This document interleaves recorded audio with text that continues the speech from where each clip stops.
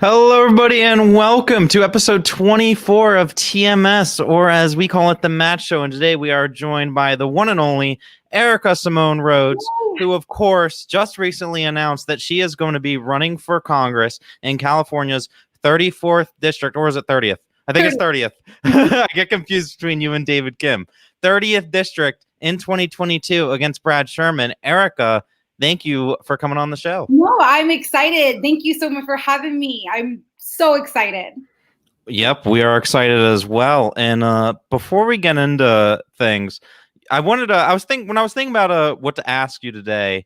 I wanted to kind of get like an idea or like an inside picture of how does someone who's an elementary school teacher, who's relatively young for getting into politics, get to the point where they make such a big decision. And we were talking about it before the show, where you kind of almost like you can't believe that this is actually an endeavor that you're taking on. Like, so I want to know how that kind of happened and progressed. And I guess to start off with, like, is politics something that you were always interested in, like even as perhaps a teenager or when you were in college, or was it something that developed kind of maybe as you moved through your adult life a little bit? Matt, I've never been crazy about politics. I always voted. Like my parents always said, you exercise your right to vote, but I've never been like crazy active until obviously Andrew Yang. But and obviously as a teacher, like you talk about elections and politics and things of that nature, but I never really envisioned myself going into politics. Mm-hmm. So it would be something I guess that a passion that maybe developed recently then. Yeah. So when I was campaigning for Andrew in Iowa, New Hampshire. Wait. You gotta roll it back a sec though. How did you just said you weren't into politics and then you jumped to getting in the campaign. How did that happen? So I'm a fan of the Breakfast Club. And so Andrew was on the Breakfast Club and I was like, oh my God, who is this guy? Like he's super smart, these great ideas. I was like, God, he should really be on The View. And then he was on The View. And then I went to the LA rally. And the thing, I don't know if I've shared this, but the thing about the LA rallies, I was trying to get a bunch of my coworkers to go with me and nobody wanted to go. And so I was like, okay, I'll just go by myself. Like, who cares? And then I couldn't find parking. There were so many people and I almost went home and there happened to be a parking spot that just freed up. And then I ended up at the rally, met Andrew Yang, died. And then it was just like from there, it just kind of snowballed. So yeah, like it just kind of like you just get a little involved and then you need more people and you get more involved. And then before you know it, you're talking to hundreds of people. And the thing is like, I was just thinking about this today, is like you can't unmeet someone. You know, I was thinking about different stories and like yesterday I was a little bit, you know, in a funny place in my mind in terms of like the campaign because it just happened so fast. And then I went back to like, why am I running? Like, why is this so important to me? And then all the people that you met just kind of come in their stories. And then the people that I've been meeting in my community on a more intimate basis. And you're like, yeah, I gotta be political. And then I filed after George Floyd. Yep. And you already know how I feel about George Floyd, but when he was murdered, like I swear, like I just like saw my dad in that moment, and it was like, no, we need absolute change because if we don't have a seat at the table, then we have no say. You know, and I want to go about change the right way, you know, the ethical way, the proper way. Like I'm not into like violence and looting and all that. That's not who I am. And I really believe like education and running for office is a pathway to getting that change. And I know me. And so I know when I'm elected, I'm going to be on that floor advocating, working with people, trying to get real legislation passed that's going to help uplift communities of color, District 30, people like seniors, is everyone. Like I know that I have that passion to do that. And I think because I know that I can do that is why I'm running. Like I know I can be a voice for people that don't have the confidence or the ability to run, because Matt, it's very expensive to run. Absolutely. And it's very time consuming. It's not like, I literally wake up at 5:30 in the morning and I don't go to bed till like 11 sometimes. Like my work ethic is like insane. Yeah. Like you're Aarika, like I'm so glad you're a hard worker, but that's what it's going to take out an incumbent.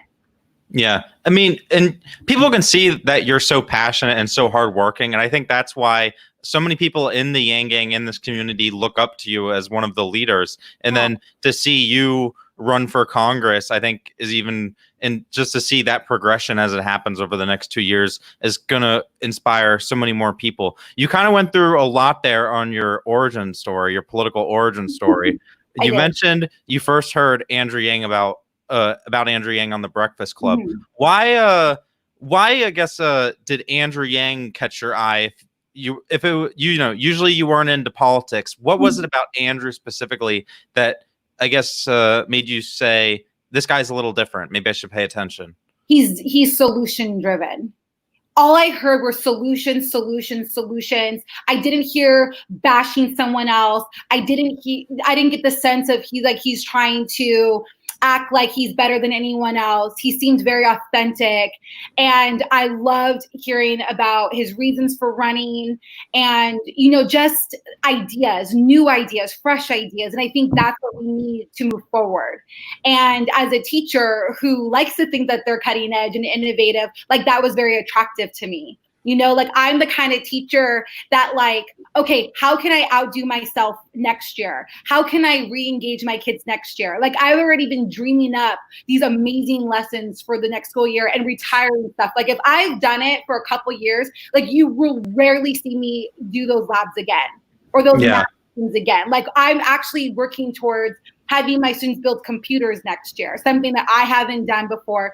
And so I guess someone that tries to I hate complacency. Like I never want to be content. And I got that sense from Andrew that, he is not the kind of person that would be elected and then just become complacent and just status quo. Like he is going to do things that are just so refreshing and he's inspiring. And I loved his relatability. Like I felt like I could have dinner with him. Like, Andrew, let's go have dinner and let's talk, So I really like that relatability that he kind of, possesses. He's just awesome. And he's awesome, Matt, come on. I know he's awesome, but I always find it interesting.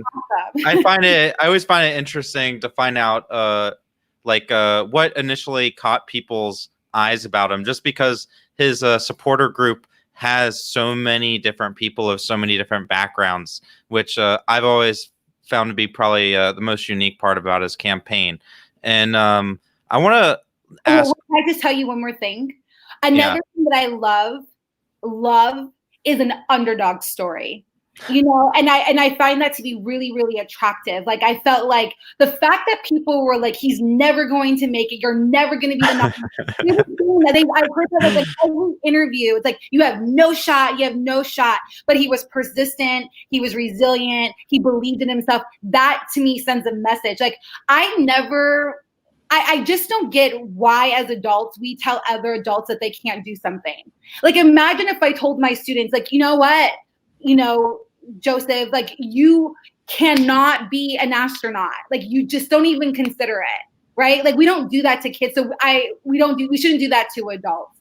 And I loved how he was just like, well, let's just see how this plays out. And he outlasted, sitting senators and elected officials. And I think it kind of underscores that you could be an everyday person and come really, really far if you believe and work hard enough. Yep. Besides Andrew, who else do you kind of see as a role model in politics? I know one would probably be Karen Hunter, who you're a huge fan of. And I'm hoping, sometime in the near future, you might pop into Sirius XM. I hope her. Yeah. I hope so too. She's a really important voice. And so I try to elevate her voice. And then honestly, what I liked about her too is during the campaign, Andrew's campaign and I were working on the town hall, and we had collectively as a group asked like who should be the moderator, and her name came up so many times. And so we shot her an email and she responded like that. And so I love that she's like down to earth. She doesn't think she's better than anyone. I hate this like kind of like I'm better than you. Like I think everyone should be treated equally, and she treated us like, yeah, like if you want me there, like I'm down. And I just like that about her. But who do I like in politics that I really respect? I'm gonna throw out this name only because I really enjoyed listening to their interview, is Tim Ryan. I really, really like him.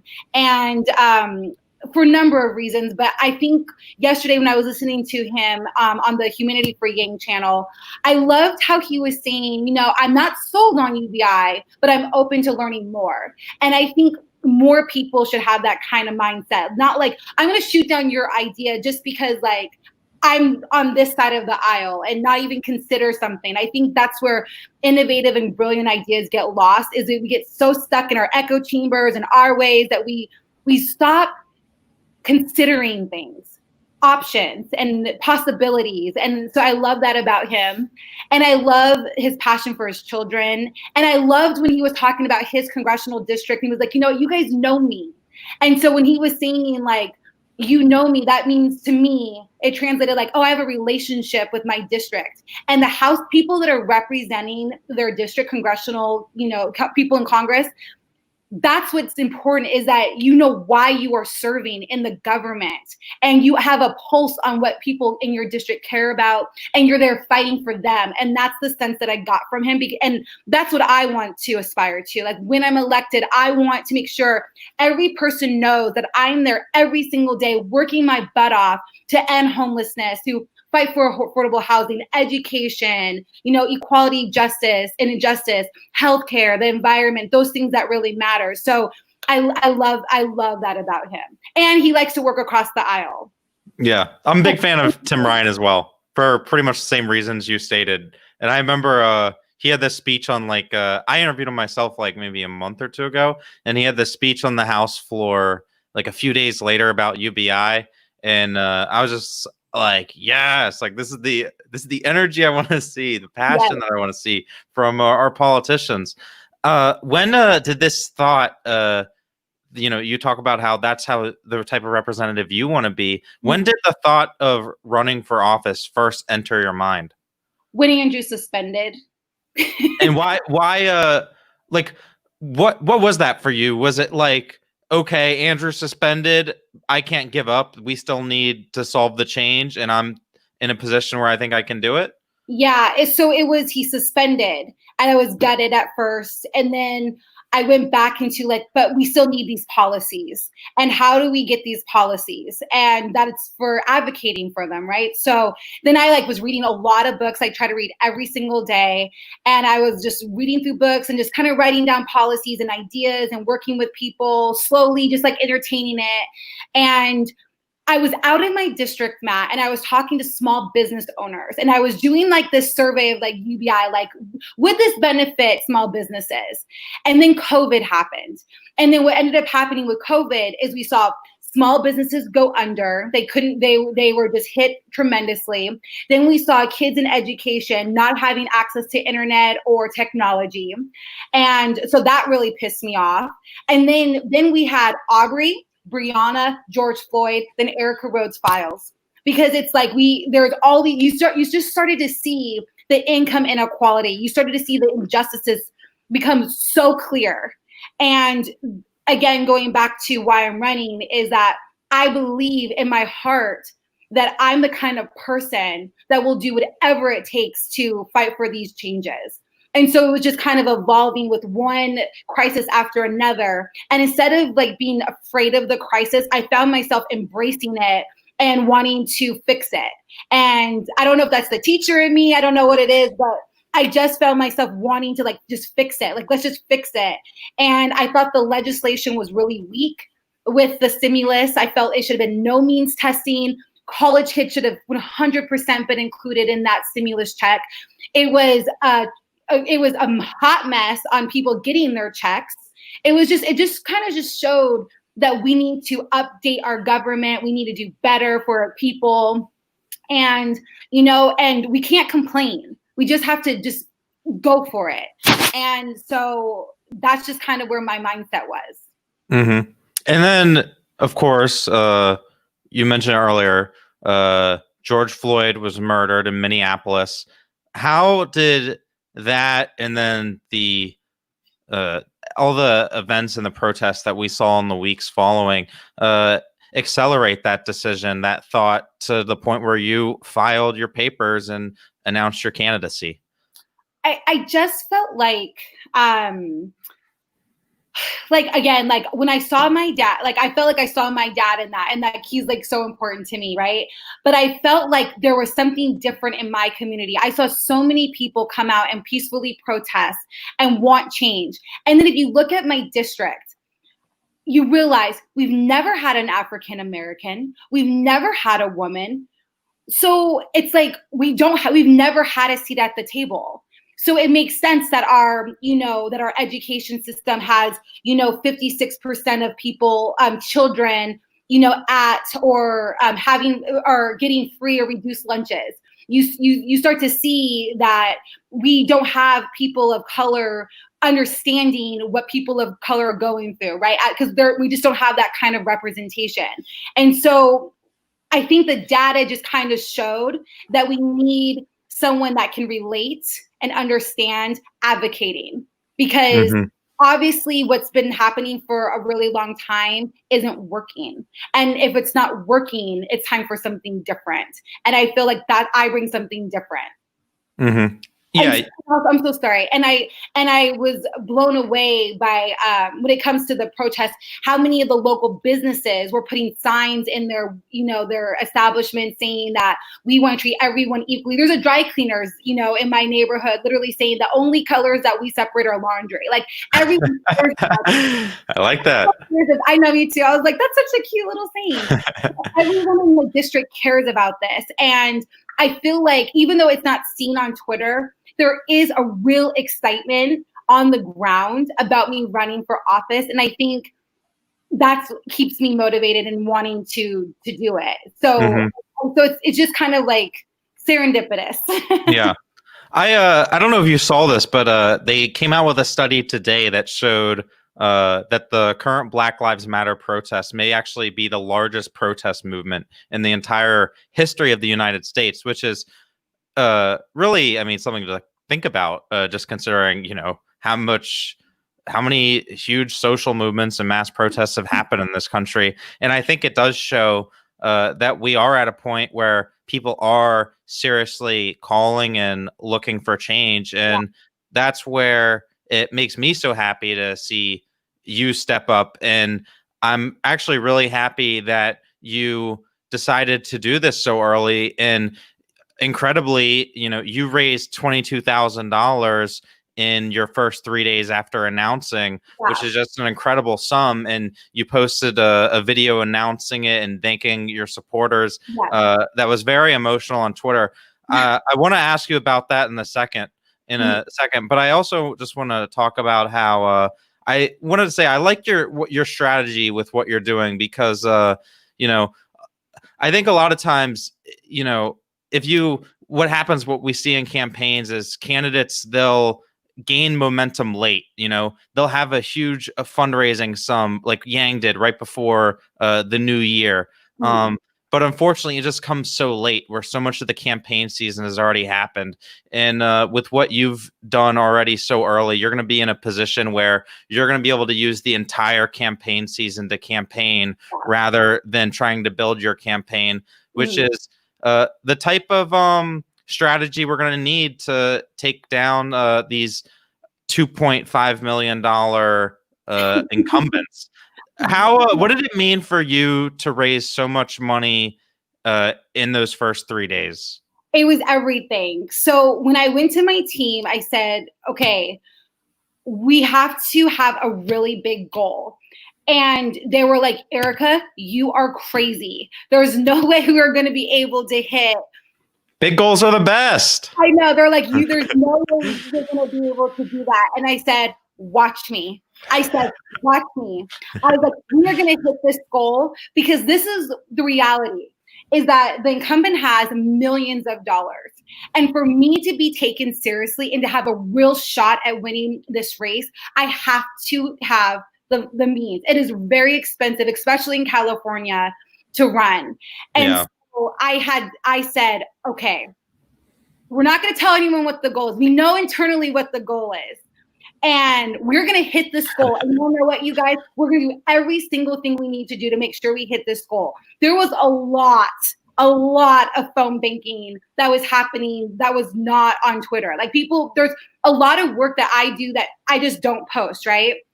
And Jermaine Johnson told me months ago, Aarika, I want you to run for office. Like months ago. And I was like, yeah, I don't know. Let's just focus on you. And then when I got really serious about it, he's like, start your caller list. And so I had hundreds of names on my caller list, hundreds of emails of every single person. Like if I just met you once, like you got an email. and so we dropped it. And mind you, this was leaked. So I wasn't even like expecting to like announce when we announced, but it just kind of happened that way, which was amazing. It ended up working out. But long story short, so we dropped it and I said, everyone, let's do this. And we're calling, we're phone banking, we're tweeting, we're on social media, everything, just everyone's working so hard. My poor mom wanted to probably strangle me. Mom, call all your friends. I said to my accountant, I said, do not tell me the numbers. Like, do not tell me the numbers until the end of the day. Because I wanted to stay in a good place and just be proud of everything that we had achieved already. Because I just flew to Seattle for literally 12 hours to come get a photo and come right back. And then it was 7 o'clock, Matt. And we're at the computer. Okay, we're at the computer. And she's like, okay, it's time to look. I freaking fell in my chair. I almost died. We had $15,000 or something stupid like that. And I was like, oh my God, like I couldn't believe it. And then the next day we had Jonathan Herzog's, primary and all these other primaries. I was like, I don't want to push because I think they should take precedent. I was like, but on Wednesday, we're hitting this goal. And then we ended up getting over $23,000. I was like in tears. My dad was like ecstatic. Everyone was so ecstatic. And I just had a moment of like, oh my God, Aarika, you're about to do this. Like you can do this. And then another $1,000 came in and we ended up closing this month with $24,000.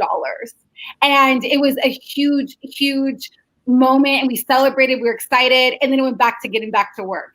And we still have our end goal is by the end of August to have our $50,000 set up so that all that money can go to our Get Out the Vote campaign. That's where all the money is pretty much being saved for. So we need to be able to do polling. We have to be able to secure more billboards and all these like the mailers that go out. So once we get to the $50,000 goal, which is the end of August, it's game on. We can win. So we need to fundraise the rest of this money. So I think we could do it. I really do.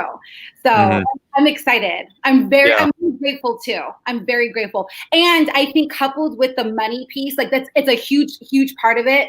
But I think the other piece that I wish people would understand is that it is a lot of work.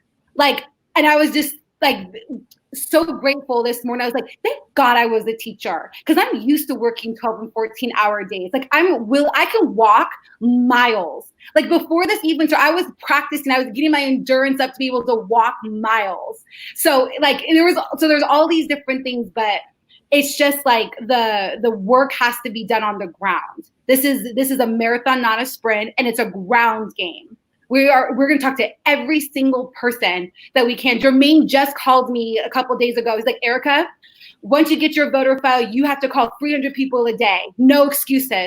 I was like, okay, I'm going to do it. Yeah. So we're willing to put in the work too. Yeah.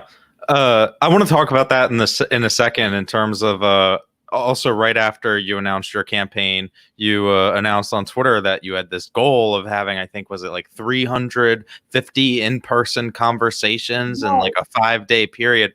Yes. I want to hear about those conversations too, but I just want to finish, just your initial announcement quickly. What was it like to have, arguably, someone that you look up to more so than just about anybody than your own parents, to have Andrew Yang tweet out support for your run on the day you announced. It meant everything to me. He is I think he's excited about my race. He should be. He's commented. He's very supportive. I'm hoping that I'll get an endorsement down the road. I do think that even though I'm Aarika, hoping you got the endorsement in the bag. I don't think I'm entitled to anything. I want to earn everything that I get. I don't want things handed to me. I want to put in the work. I want to show that I'm deserving of this win. So I just don't function like I'm entitled to anything. Yeah. It did when he commented, I was like, oh my God, like it just meant everything. And then when he tweeted it out like 4 or 5 times, I was like, oh my God, he's really excited. And then, okay, I'm gonna tell you a secret, Matt. Ready for this? This is what I was gonna tell. I was gonna wait to do it on your show, but I had DM'd him, and he was one of the first people outside of my dad and my mom. He was one of the first people to know how much we raised. And he was really excited about it. And so I think that he is definitely watching this race, and he's supportive of it. And I think secretly he wants me to win. Secretly. He won't say like I want her to win, but like, I think he wants me to win. I think he'd be excited if I won. I think so, Aarika. Yeah. I mentioned your goal of all those conversations of running right after you announced you were going to run. What is a conversation like? What is a conversation like? How does a conversation like that go? Like, how do you approach it? Are you like, hi, I'm Aarika Rhodes, I'm running for Congress? Or do you not even bring that up? Is it just like a conversation? You're trying to get to know what's important to them? You know what? I'm going to show you. Hold on. Let me grab this. Okay. So I'm walking around like Costco parking lot, Walmart parking lot, wherever. I have my book. I have my pencil. I walk up to hi, how are you? I'm Aarika. I'm running for Congress. And I really care about what matters to you as a voter. So, and then I just like, go ahead and start telling me. And it's almost like they have no choice but to start telling me. And I just start writing down and I start asking questions. And I think when they see that I'm genuinely trying to hear what matters to them, then it leads into like what matters to them. I'm asking them questions, and then I throw out things that I care about as a voter, as a potential elected official. And then they're like, I love the idea of financial literacy. I love the idea of a teacher grant, a teacher stipend. Like, that sounds really cool. Well, then I go to the one that I never know how people are going to react when I bring up UBI. And then I bring up UBI. But what is the most important thing to people in my district is homelessness. It just, everyone says it, right? And then, so it's always the best thing for them to say that, and because then I can always link how UBI would prevent someone from experiencing homelessness. But like this notebook and this pencil is like exactly because I'm writing down what people care about, because I genuinely do care. And yeah. I think that's how I get in there. And then I get their information, and as soon as I get home, they get an email. And I have to say, I have met some amazing people in really unique jobs that they were like, how can I help? Like, how can I get involved? And I can't say who it is, but there are 3 very cool phone calls that I've had in the last 72 hours that can really be a big, huge game changer for this campaign. And I can't disclose it. We will see, but I definitely have some really cool things coming down the pipeline when it's the right time. And oh wow, this is going to be a historic race. That's all I'm going to say. Yeah, it will be, and I think it's going to be something that people are going to have their eyes on for a long time. It's something that people are going to be really looking forward to. Let's play kind of a game, I guess. Let's pretend I'm a voter who it doesn't really pay attention to politics. I voted for Brad Sherman, the past few election cycles. I don't really, I just vote Democrat like usual. how would you introduce yourself to me? And I guess what type of how would you differentiate yourself from Brad Sherman? So this has happened. And a lot of times people, they say that they vote for him because they don't really know about the other candidate. And so I'll say something like, well, I'm running against him. I'm an elementary school teacher. I teach math and science. And the reason why I decided to file was because, you know, I also feel like homelessness is an issue. I want to fight for equality. But more importantly, I really want to be on the education committee because I know that that would solve a lot of the problems that are impacting us. And because I'm a teacher, I think I already get a certain level of respect, which I appreciate. And then I said, aside from all of that, have you heard of, and then I'll just list like different policies like financial literacy in school. Like, do you have a kid like or a nephew, or like do you think that they would benefit from that? Then I'll bring ranked choice voting, and then democracy dollars. Well, what are democracy dollars? Well, democracy dollars are something that we really should have because it would make it easier for engineers, firefighters, teachers, cross guard walkers to run for office. And I think when I start opening their eyes to possibilities, then they're like, yeah, take down my name or my email, and I would love to learn more about you. So I think how I differentiate myself is by one, being myself, because I'm nothing like Brad Sherman. And then two, I have all these really cool ideas. No, I can't say they're my sole ideas because obviously we're using a lot of Andrew's ideas, but they're ideas that they're not really used to or they haven't heard about. And I think that excites them. And I have to say a smile goes a really, really long way. You know, it absolutely does. I think you got that part down. Yeah, people vote for people that they like, that they feel like they can talk to. And I have to say, I'm very proud of this. So at a donut shop, there's these 5 conservative guys that sit there every morning. And we had a conversation. They're like, you know, we're always going to have a Democrat. It's always going to be Brad Sherman. You're wasting your time, you know. And I was like, well, let me ask you a question. Would you rather have someone that you feel like doesn't listen to you because you went to a town hall and you felt like you got shut down? Or would you rather have someone with a notebook and a piece of paper and a pencil and writing down all your ideas and open to hearing your position? What kind of Democrat would you rather have? Because I'm not going to shoot down your ideas because I think everyone should be heard. Whether we respectfully agree or disagree, you still deserve to be heard. Well, Aarika, you make a really good point. So vote for me so you can have someone that hears you. And I think that also differentiates me, is that I'm genuinely listening. I'm genuinely in it for the right reasons. And I think it really comes through. And it does come through. And a lot of people have been commenting kind of throughout the interview, just saying that, you know, your energy, it radiates through the screen. It's palpable. And that's why you really are an inspiration to so many. And one of the people who is a big fan of you has showed up here, Jeannie. He has an idea. He has a slogan for you because you, of course, are a math teacher, which is perfect. And he has a slogan for you. He'd be like, the opposite of Brad Sherman is a woman who teaches math. I was going to say Asian woman, but I don't know. Oh, Jeannie's so awesome. He's a friend of mine, and he's so supportive, and I'm very grateful to know him. Yeah, Jeannie's great. He's one of my favorite Twitterers. Yeah, he has. That's for sure. I want to get your more of your views on education, because not only because of the fact that you're an elementary school teacher and that you're so passionate about it, but because like you said, it at its core, education really is tied to so many of the issues that we see. If you kind of give me like your just view of like what education at its core really should be, and what solutions you kind of have to hopefully get what we have right now and get it more towards that vision.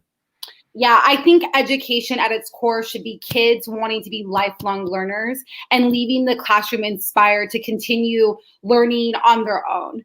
You know, like being lifelong learner should always be the end game for a teacher. That you inspire them enough to want to keep learning more and more and more about a particular content area.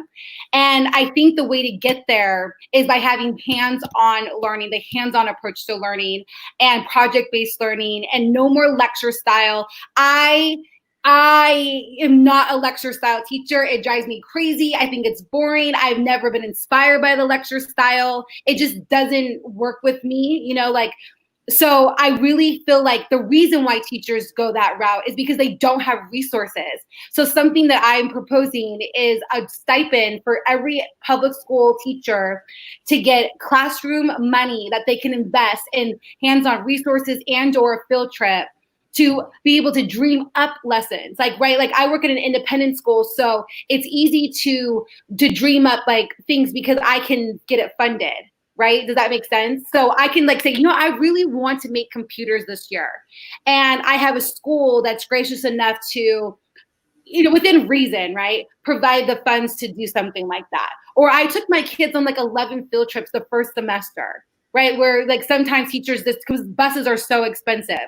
So I think the other component is creating real world connections. So the kids often say well, why do I need to know that? When will I ever use this? Well, this is where you'll use it, and let me show you how. So to go to high school, for example, if we implemented a financial literacy program, well, this is where you need to know finances. And then you can list all the areas in one's life where they need to know finances, getting the bank loan, a housing loan, car payment, paying the bill, balancing, making sure that you don't overdraft on your account. An idea that I had with my secret person, I can't say their name, is this idea. We had a really long conversation yesterday, but I had this wild idea. If we have to do online classes again, where each student in my classroom grows a garden, right? And then they take the food that they grow and they create they open a restaurant in their house or something like that. And then one of the person I was talking to literally said, I know of a teacher that teaches their kids how to landscape through math.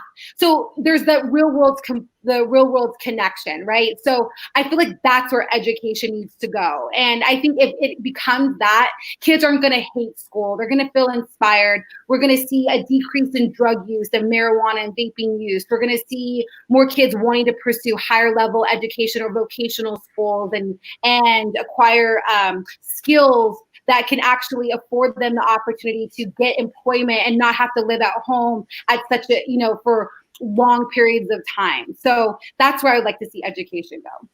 Absolutely. What are some policies? There any policies that you do disagree with Andrew on? Me personally, I can think of several just because I happen to be on the right-leaning side of the yang gang.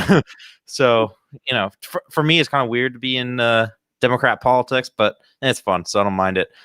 For you, though, if anything, do you disagree with Andrew on? Or do you think that maybe he should go further on?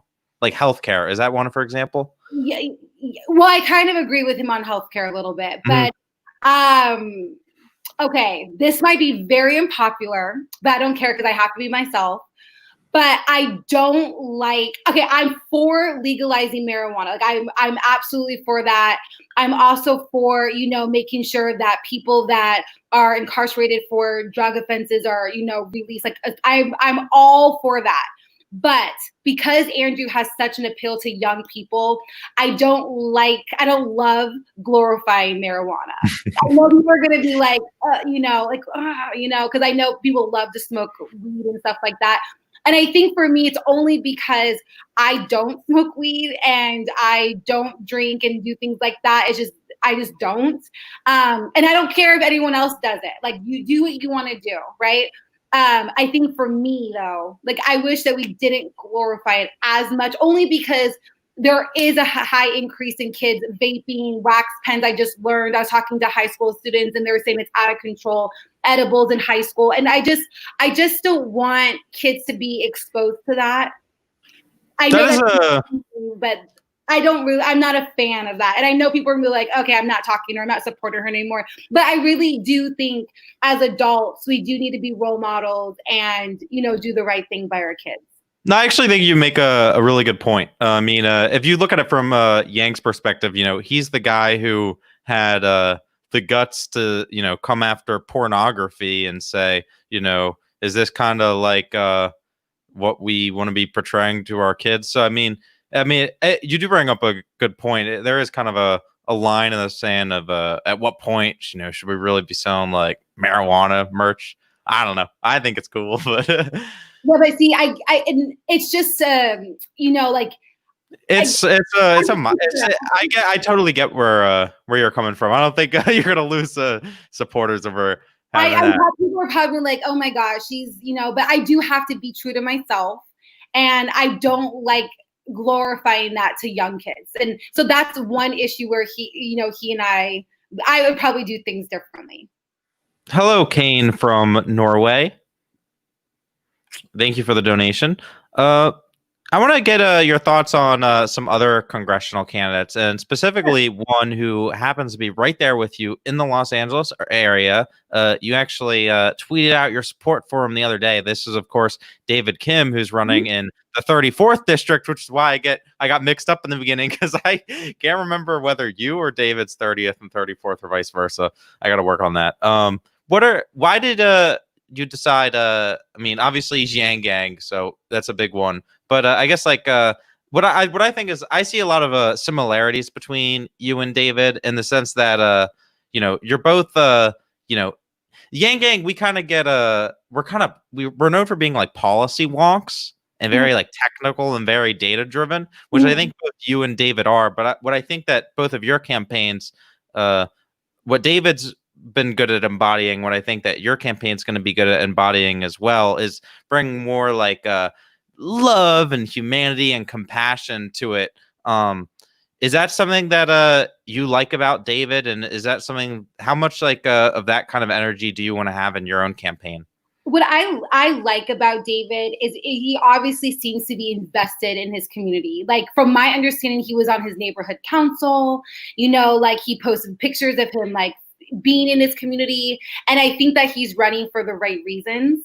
And I think he's intelligent. I think that he has been into politics for a long time. So he kind of knows how it works, like the ins and outs of it.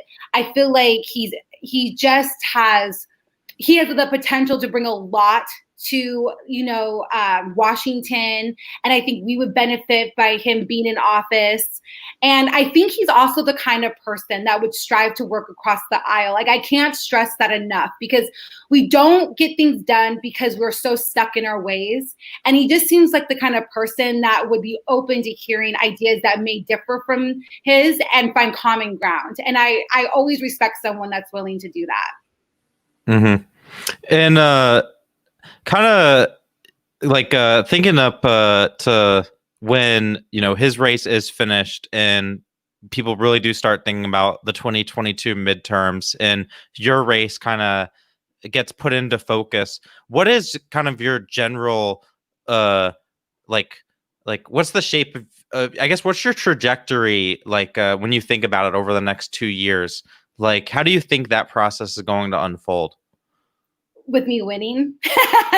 I really do think I'm going to win, but I see it falling out, like unfolding with a like ground game, talking to people, connecting to people, really listening to voters and what they're concerned on, running my campaign on the issues that matter to the people in my district. And I see it being a historical race. Like, I think we're going to do things in a way that have not been done. We're not going the traditional route till there's only three traditional things that we're going to do, but which is to get out the vote, because we want to make sure we reach all voters, right? And that varies. But there are some things I just can't discuss yet, because that's going to come when it's going to come. But I think that's good. We'll be surprised. Yeah, there's going to be I'd say to date, we have 5 huge surprises that are going to come out throughout the next year and a half. And I think people are going to really be paying attention. And in the event, let's say I'm gonna try to guess them on air. I'm just kidding. and then in the event, let's say I don't win, I do feel like we're going to move the needle in a profound way. And so regardless, like it's going to be a win-win. But I do foresee the grounds game being so strong that it's going to be an undeniable victory, and it's just going to shock a lot of people. Mm-hmm. Here's another question for you. Taking it back more towards 2020. Obviously, you're someone who supported Andrew Yang in the primary. You were a big supporter of his, but now we've moved on to the point where it's Donald Trump versus Andrew Yang. What type of process have you gone through in determining? Obviously, I know you're not going to vote for Trump, but like in terms of deciding whether that Biden has earned your vote, do you think he has? And like, what do you say when you talk to other people who are trying to determine whether or not they're going to vote for Biden this cycle? People are voting from my experience, like from my conversations, a lot of people are voting for Biden because of the Supreme Court, the judges. That's a big motivating factor for a lot of people. They don't want a totally conservative Supreme Court. Mm-hmm. When people would like to learn how to help your campaign and volunteer, do you have like opportunities that are open right now? So right now we're in the fundraising stage. So donations are critical. So if anyone can donate, please do. But we're not doing, we don't have, we have it, but we're not publicly putting out the volunteering right now because one, we still have to get through 2020. And right now we need to just be able to have the funds to be able to execute all of our brilliant ideas. So I'm asking people just to donate, like just please, even if it's $1, 50 cents, like whatever you can, just donate, AarikaForCongress.com. And that will really lay up for when we do volunteer, we can have the palm cards, we can have the yard signs, we can have the door hangers. All that stuff costs a lot of money. The banners needed. Like I have a couple of people that are willing to hang banners at their, like, so we have like a lot of, in my district, a lot of like sports leagues and stuff like that. There are a lot of different teams willing to hang up my banner. So all that stuff just costs money to be able to build my name recognition. I'm coming into the same problem Andrew had, right? Is the name recognition, because Brad Sherman's been there for decades and a lot of people know him, which is fine, great. But I have to get my name out there. And so that is what we're pushing more than anything right now, is just like the money to buy the stuff to get my name out there. And then once the infrastructure is finished and we have everything, then we're going to do a whole thing about volunteers and how people can help door knock, phone bank, and all that stuff. It just doesn't make sense to do it right now because it's so far out, but it's not far out, if that makes sense. It's really not far out. Like it's gonna. It won't be. It'll be right around the corner. Yeah. And that's why I think that, again, I said earlier, like I think that's why it's good that you've started so early. Matt, I have a great idea. I have a really good idea. Why don't you help me raise 5,000 for this month? What? I'm just kidding. I'm kidding. I was joking. I just wanted to get a reaction. I don't know, but I'm the volunteer phone banking coordinator for David Kim's campaign, and I only raised money for him. So this is so funny. I'm just kidding with you, Matt. I know. I mentioned it many times now, but you truly are an inspiration to so many. And I wonder how many people will look at what you're doing and think, you know what? If Aarika can do it, I can do it. What advice would you give to people who are considering to run for Congress in their own districts? Do it. The thing is, like, it's so scary at first, like filing and all that stuff. It's like you get, it's like so much information, but you can absolutely do it. It's not, like, honestly, I say do it because everyday people should be in the House of Representatives. It's beneficial to not have career politicians. Like that's like their sole goal in life, is just to, move up the ranks, and they're just there to try to, leverage for their Senate seat and then for this and that. Because for me, why I chose to do Congress is because I just feel like that is one of the best places to just really represent everyday people, not corporations, not, the top 1%, but like people like me, the people that are living paycheck to paycheck, the people that just like have given up hope, because we need that relatability. People like, I was listening to like one of the virtual town halls, and I really could hear like there was like a disconnect of just not understanding what it's like to have like literally $50 in your account and that's all you have. And to be told just to go charge it on your credit card. Well, what if their credit card's maxed out and they can't just do that? There's a homeless crisis in my district is so extraordinary. It's like so unreal that a $400 to $500 unexpected bill brings people to financial ruin, and we need to get UBI passed. It's not even like an option at this point in California, especially. It's just like we have to have it. And there's so many people that are just living at or below the poverty line, and so I think having that relatability is important. So run for office, be that voice for people, because we can do this. And when people say like, a lot of people like, you can't do it, I'm like, okay, well, you think that if you want, but I'll prove you wrong. Yeah, but it's not just that, but it's like every time you tell someone, like imagine if you have 700 people like, oh, you can never win that one, and they all just voted anyway, like vote. Well, it increases our chances. It's like Andrew Yang, right? Like everyone's like, oh, he's a long shot, I like him, but it's a waste of a vote. It's like, well, it won't be a waste of a vote if we all like him and we all think that he has these great ideas. That's how we get him elected. And so the other thing too is, if you're going to run for office, you have to encourage people to vote and be registered to vote and express the importance of voting. That is something that is really, really, really important, that we vote. No matter where you are on the aisle, I think we shouldn't take that for granted, is the ability to cast that vote. Absolutely, 100%. And we have a question when it comes to housing. Did I say, yeah, housing, from William. He actually has an idea for you. He wants to know, have you reached out to your local chapter of the American Institute of Architects for ideas on how to solve housing/homelessness?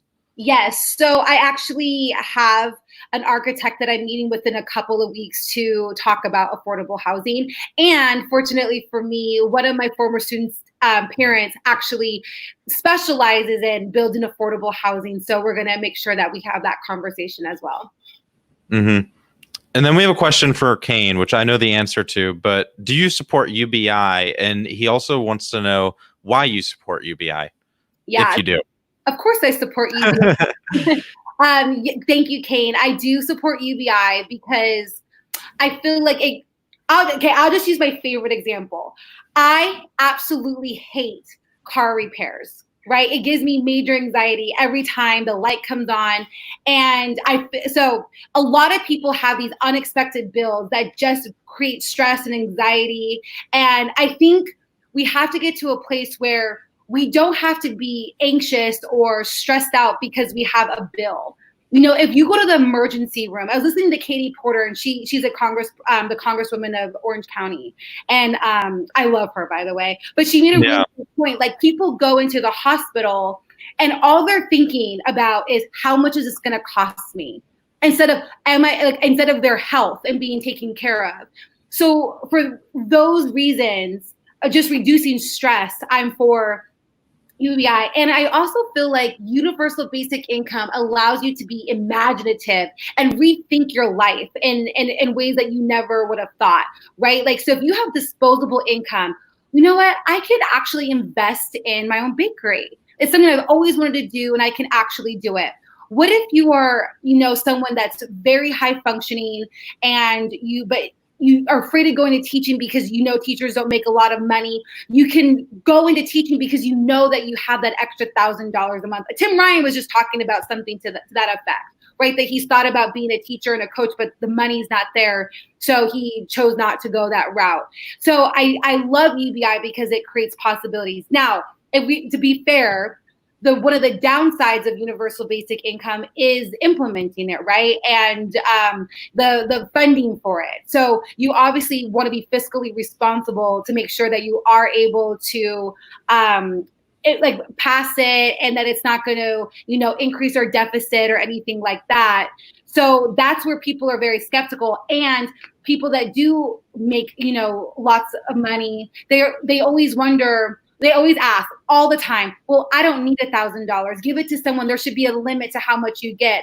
And then my argument is, well, I know a lot of wealthy people that were deeply impacted by COVID. Their business suffered. I know one person that was stressed out, that had to refinance their house. And so it also prevents, like, when there's an emergency, right? So you can still stay afloat. One of the lady that owns the nail shop in Northridge, she was just saying, like, I couldn't even get the PPP loan to keep my business. I'm struggling. She's like, God, that UBI thing you were talking to me about months ago actually would have been beneficial.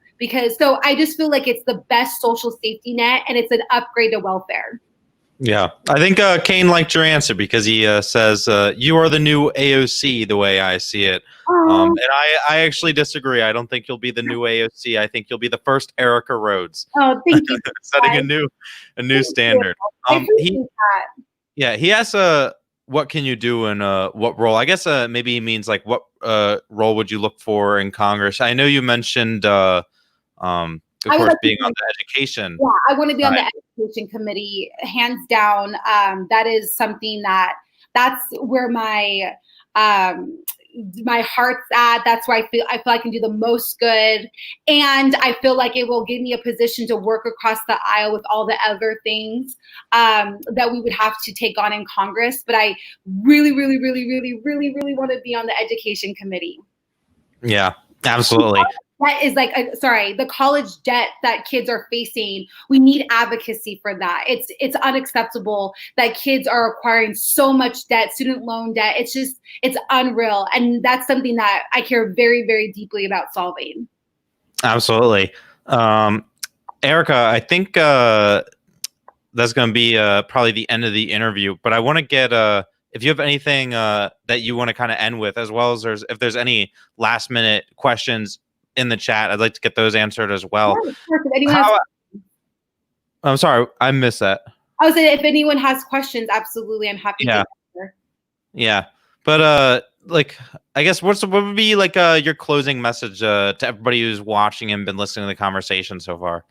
I would say that take my campaign out of it, collectively as people, that obviously we're all here because we want to see fundamental change. I think we need to get active in our communities. I think that's really, really important, that we start talking to people and, educating people about some of these amazing policies that can have a profound impact on their life. And as much as we love Twitter and social media and stuff, there's also great value in being active and, get involved in your neighborhood council, volunteer at schools, maybe run for school board or whatever the case may be. There's like down ballot candidates, we need more of them, run for them. Local office is equally important. And I want to say thank you. I don't want to get emotional, but I do want to say thank you to everyone that has been supporting me, that believes in me, that is going to support me. Maybe someone's going to watch it and learn about me. Like, I'm going to get behind this girl. It really, really means a lot to me, and I do not take it for granted. And I put this on my life, that I am going to work incredibly, incredibly hard, until the end of this race. And when I'm elected, I'm going to work super hard. And I just want everyone to know I do not take the support for granted. It genuinely means a lot to me. So please contribute to my campaign. Let's get more people into office that support Andrew Yang and these amazing policies. And Matt, thank you for bringing me on your show. What you do is really important. You help uplift voices. You're super active. You're inspiring as well. And you and I have had some really cool conversations offline. And I just have so much respect for you. You are just such an amazing, thoughtful, articulate person, and you just bring so much value to a conversation, and you are a role model, and I don't think you really even know how extraordinary you are, Matt. Well, thank you, Aarika. That means a lot to me. And because I mean it. Yeah, I know you do. Me and you, we've had some conversations offline before. So this isn't our first time talking. Can I show you something awesome, Matt, really fast before I go? Yeah. Look at how cute my little baby is. Is that which Milo? Yeah, he's making his first TV debut on the Zach and Matt show, but he literally just climbed up. He's like, vote for Aarika, support Aarika. But thank you so much, and I'm just so honored to be on your show. Thank you, Aarika. I appreciate you coming on because I know you're extremely busy having all those conversations and voter contacts right now, putting in the work. John wants to know real quick before we go, do you have a campaign Discord or Slack yet? We do have a Slack where it's internal for now, but as soon as when we open it up to volunteers, then we'll have that accessible. And my website, if you want to donate, is Aarika for Congress, 2 A's, AARIKA for Congress. And shout out to Neil, who's in your chat, who has made like all the palm cards, the door hangers, everything that's about to get printed up. He is exceptional. And I really hope Andrew Yang brings him on the team when he runs in 2024. He's really hardworking and he's a perfectionist, and he's just done a lot of amazing things for my campaign. So I just want to give him a quick shout out because he's in your chat. Yeah, and I want to give Nell a shout out as well. Nell's a fantastic guy. He supports all the Yang Gang candidates with his whole heart and soul, and he's actually even being so kind enough to redesign my terrible channel banner that I have right now. That so Nell's a great guy, and I even was like, Nell, just let me know like what ever you think it costs and I'll pay for it. And he's like, nah, brother, I'm gonna just do it for you pro bono. So Nell's a fantastic guy. So I 100% endorse that, and 100% I'm on board with you as well. Obviously, Aarika, appreciate you coming on, and hope you have a good rest of your night. Thank you. Bye, everyone. Aarika.